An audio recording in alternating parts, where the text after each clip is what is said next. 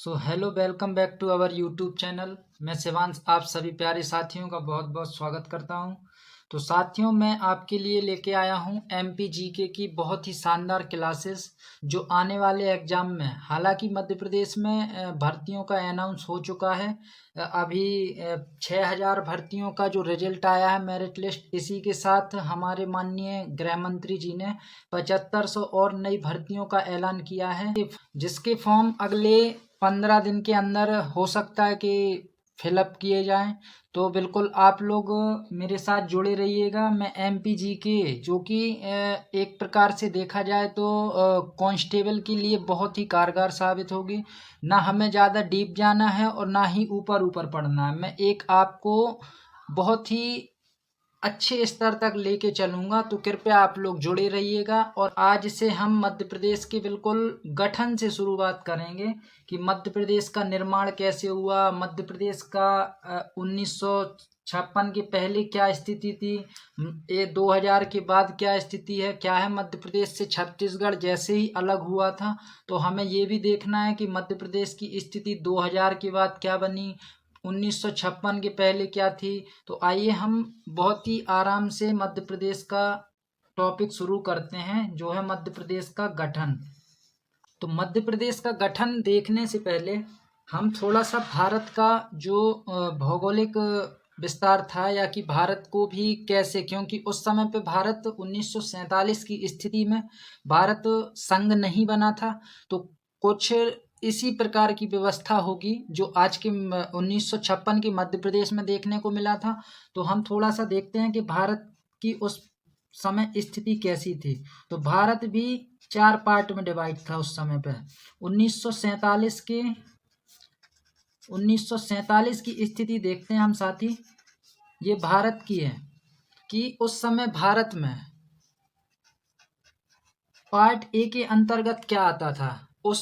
उस समय भारत को भी पार्ट 4 में डिवाइड किया गया था। और देखते हैं कि पार्ट ए के अंतर्गत हमें ऐसे प्रांत प्राप्त हुए जो ब्रिटिशों द्वारा दिए गए थे। अर्थात हम कह सकते हैं कि ब्रिटिशों द्वारा भारत को जो राज्य सौंपे गए थे, ऐसे क्षेत्रों को पार्ट ए के अंतर्गत रखा गया। दूसरा आता है पार्ट बी। पार्ट बी में आती थी साथ ही बड़ी रियासतें। हमने संविधान में पढ़ा होगा कि भारत में 552 देशी रियासतें थी, जिनमें कुछ बड़ी थीं और कुछ छोटी थीं। तो इनमें सब आती थीं वो बड़ी रियासतें। अब यहाँ से क्वेश्चन पूछा है एमपीपीएससी प्री ने, क्योंकि ये जो बड़ी रियासतों के राजा थे, ये भारत को एक संघ बनाने में सहयोग नहीं दे रहे थे। तो इस सहयोग के बदले जबरदस्ती इनको बड़ी रियासतों को भारत संघ में मिलाया गया, और इसके बदले इन्होंने एक शर्त रखी। वो शर्त क्या थी? वो शर्त थी साथी प्रीवी पर्स की। लेकिन क्या होता है कि बाद में इंदिरा गांधी की सरकार आती है और वह यह 26वां संविधान संशोधन करके प्रीवी पर्स को ही समाप्त कर देती हैं। क्वेश्चन यही पूछा था, संविधान संशोधन पूछा गया था एमपीपीएससी प्री ने, कि पार्ट बी में जब बड़ी रियासतों को मिलाया गया था तो उन राजाओं ने एक शर्त रखी थी। वो शर्त क्या थी? प्रीवी पर्स की। और इस शर्त को समाप्त किसने किया था? तो आप याद रखिएगा, इंदिरा गांधी जी ने। इंदिरा गांधी जी के द्वारा 26वां संविधान संशोधन करवा के संसद द्वारा इस प्रीवी पर्स को ही समाप्त कर दिया गया। तीसरा हम देखते हैं, तीसरा पार्ट क्या था? पार्ट सी। पार्ट सी के अंतर्गत आती थी छोटी रियासतें। छोटी छोटी जो रियासतें थीं उनको मिला के विलय करके पार्ट सी के अंतर्गत रख दिया गया। और पार्ट जो फोर्थ था,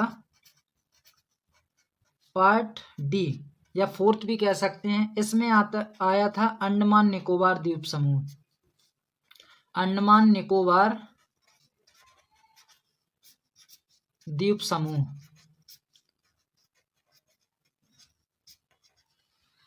तो मैंने अभी क्या बताया आपको कि 1947 की स्थिति में उस समय भारत संघ नहीं बना था। संविधान का निर्माण हुआ 1950 में, लेकिन उसके पहले की ये स्थिति है। तो भारत भी 1956 के मध्य प्रदेश के पहले 4 भागों में डिवाइड था। Part A, part B, part C और पार्ट 4। अब ये जो निर्माण किया गया था या कि गठन किया गया था भारत संघ का, ये निर्माण किया गया था अंग्रेजों द्वारा। साथी अंग्रेजों द्वारा ये निर्माण किया गया। तो ये एक प्रकार से हम ये कह सकते हैं कि ये जो निर्माण था, ये निर्माण प्रशासनिक आधार पर था। प्रशासनिक आधार पर।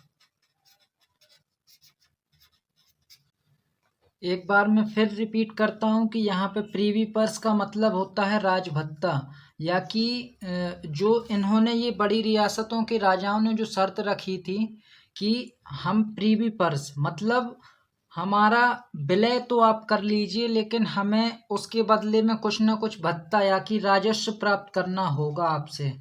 तो ये 22वें जब 26वां संविधान संशोधन किया गया, तो उस समय तक तो इनको ये राजस्व प्राप्त होता रहा या कि भत्ता प्राप्त होता रहा, लेकिन 26वां संविधान संशोधन करके इंदिरा गांधी जी ने इसको ख़त्म कर दिया। और ये MPPSC प्री का पूछा हुआ क्वेश्चन है। अब हम नेक्स्ट चलते हैं साथी। अब क्या होता है कि अब इस जो प्रशासनिक आधार पर संघ के निर्माण की कोशिशें की गई थी, इससे कहीं ना कहीं असंतोष फैल गया।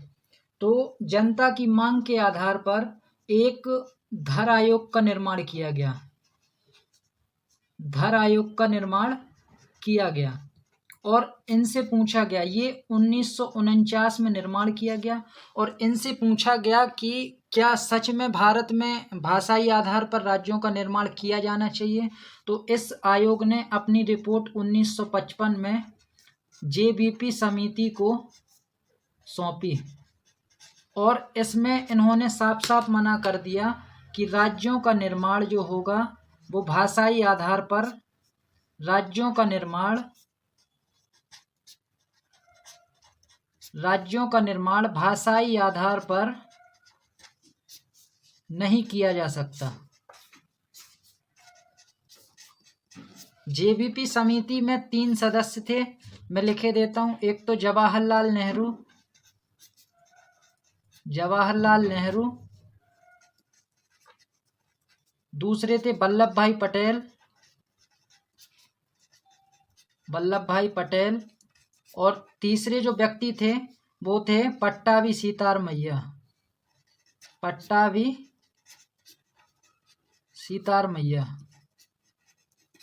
तो क्या हुआ कि धर आयोग का निर्माण किया गया और धर आयोग ने अपनी रिपोर्ट JBP समिति को 1950 में सौंपी। माफी चाहता हूँ। धर आयोग ने अपनी रिपोर्ट 1950 में JBP समिति को सौंपी और JBP समिति ने भी उनका बिल्कुल सहयोग किया कि राज्यों का निर्माण हम भाषाई आधार पर नहीं कर सकते हैं। लेकिन 1950 में संविधान के निर्माण के बाद 1950 में हमारा संविधान का निर्माण हो चुका था और इस संविधान के निर्माण के बाद कहीं ना कहीं भारत में बहुत ज़्यादा भाषाई आधार पर राज्यों के निर्माण की मांग उठनी शुरू हो गई थी। इसी समय आंध्र प्रदेश वैसे भी हम जानते हैं कि बहुत ज़्यादा भाषा के आधार पर विविधता पाई जाती है, विभिन्न प्रकार की भाषाएं पाई जाती हैं वहाँ पर। तो आंध्र प्रदेश में पोट्टी रामुल्लू नाम के व्यक्ति थे जिन्होंने 56 दिन तक अनशन किया और इस 56 दिन के अनशन के बाद इनकी 56वें दिन मृत्यु हो जाती है अनशन करते करते। और इनका सिर्फ और सिर्फ एक ही मत था कि हम अनशन कर रहे हैं सिर्फ और सिर्फ भाषाई आधार पर राज्यों के निर्माण के लिए। तो ये इनकी मृत्यु होने के बाद 56वें दिन फिर क्या हुआ कि भारत में बहुत ज़्यादा माहौल गर्म हुआ और इस माहौल को देखते हुए 1953 में राज्य पुनर्गठन आयोग का निर्माण किया गया। राज्य पुनर्गठन आयोग का निर्माण किया गया। किसकी अध्यक्षता में? सबसे इम्पोर्टेंट पॉइंट तो यही बनता है यहाँ से कि फजल अली, इसके अध्यक्ष कौन थे साथी? फजल अली। फजल अली को इसका अध्यक्ष बनाया गया और इनकी अध्यक्षता में 1953 में एक राज्य पुनर्गठन आयोग का निर्माण किया गया। इनके साथ 2 और सदस्य थे जिनका नाम है हृदयनाथ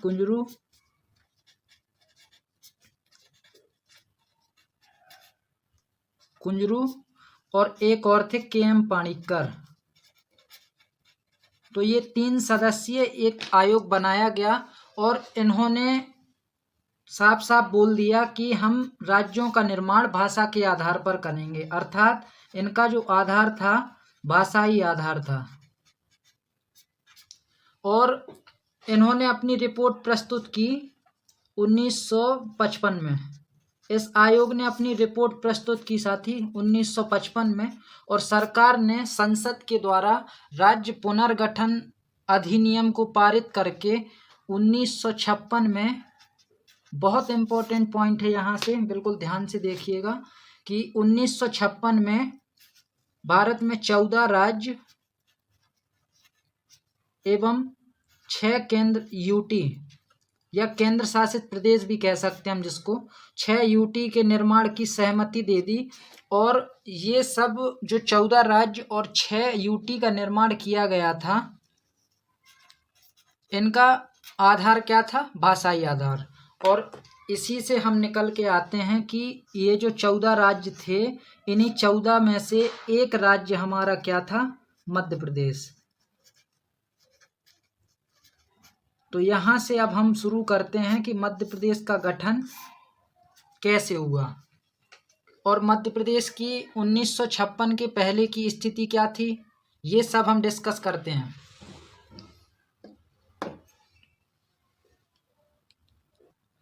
तो आइए हम यहाँ से मध्य प्रदेश के गठन की कहानी शुरू करते हैं। हम कह सकते हैं कि 1 नवंबर 1956 को राज्य पुनर्गठन आयोग के आधार पर मध्य प्रदेश का निर्माण किया गया, जो कि भाषाई आधार पर था। तो मध्य प्रदेश के गठन को देखने से पहले हमें, जैसे हमने भारत में देखा था कि संविधान के निर्माण के पहले या कि भारत को जब संघ में मिलाया उसके बाद की स्थिति कैसी बनेगी, तो आइए हम देखते हैं कि मध्य प्रदेश की 1947 की स्थिति कैसी थी। तो साथ ही इसमें मध्य प्रदेश को भी हमें देखना है कि पार्ट में डिवाइड किया गया था। ये पार्ट है, part 1, part B, part C और ये पार्ट डी को ख़त्म कर दिया गया था। इसलिए ख़त्म कर दिया गया था क्योंकि अंडमान निकोबार से हमारा कुछ भी लेना देना नहीं था, इसलिए यहाँ पे भोपाल स्टेट आ जाएगा पार्ट डी की जगह। तो पार्ट ए को हम सेंट्रल प्रोविंस भी कह सकते हैं, जिसकी राजधानी रखी गई नागपुर। पार्ट बी, जिसको हम मध्य भारत भी कहते हैं, जिसको मध्य भारत भी कहा जाता था, और पश्चिमी जो एरिया होता था या पश्चिमी जो क्षेत्र था उसको हमने पार्ट बी के अंतर्गत रखा। और जो पार्ट ए था वो पूर्वी एरिया था। कल मैं आपको बाकायदा मैप के द्वारा पूरा समझाऊंगा कि किस तरीके से कौन से भाग को कहाँ रखा गया और क्या क्या परिवर्तन आए हैं 1956 के बाद। कल का जो हमारा टॉपिक रहेगा साथी वो रहेगा कि 1956 की स्थिति या 56 के बाद।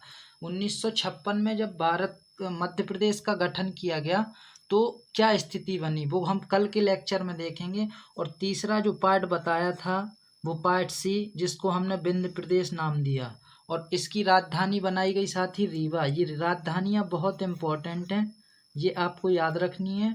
अब बात आती है कि हम भोपाल को कहाँ रखें, या चौथा पार्ट बनाएं या पार्ट सी के अंतर्गत रखें। तो साथी भोपाल को रख दिया गया था पार्ट सी के अंतर्गत। और अब बात ये आती है कि भोपाल तो विलय करने से इनकार कर रहा था, लेकिन भोपाल का विलय भी कर लिया गया था भारत संघ में 1 जून 1949 को। तो इसकी भी राजधानी भोपाल ही थी और इसके जो प्रमुख या कि मुख्यमंत्री थे वो थे शंकर दयाल शर्मा। ये बहुत इम्पोर्टेंट हैं, भोपाल के पहले मुख्यमंत्री प्रथम। और अब आती है सभी पार्ट्स की हम राजधानी देख लेते हैं। तो को पार्ट 1 जिसको हमने सेंट्रल प्रोविंस या सीपी बरार भी कहा था, इसकी राजधानी रखी गई साथी नागपुर। ये बहुत इंपॉर्टेंट क्वेश्चन है, यहीं से क्वेश्चन बनेंगे। और जो दूसरा मध्य भारत था, ये बहुत बड़ा भाग था, इसलिए इसकी राजधानियां 2 बनाई गई। 6 महीने तक तो इंदौर राजधानी रहती थी और 6 महीने तक ग्वालियर रहती थी। ग्वालियर को हम शीतकालीन राजधानी भी कह सकते थे, शीतकालीन राजधानी।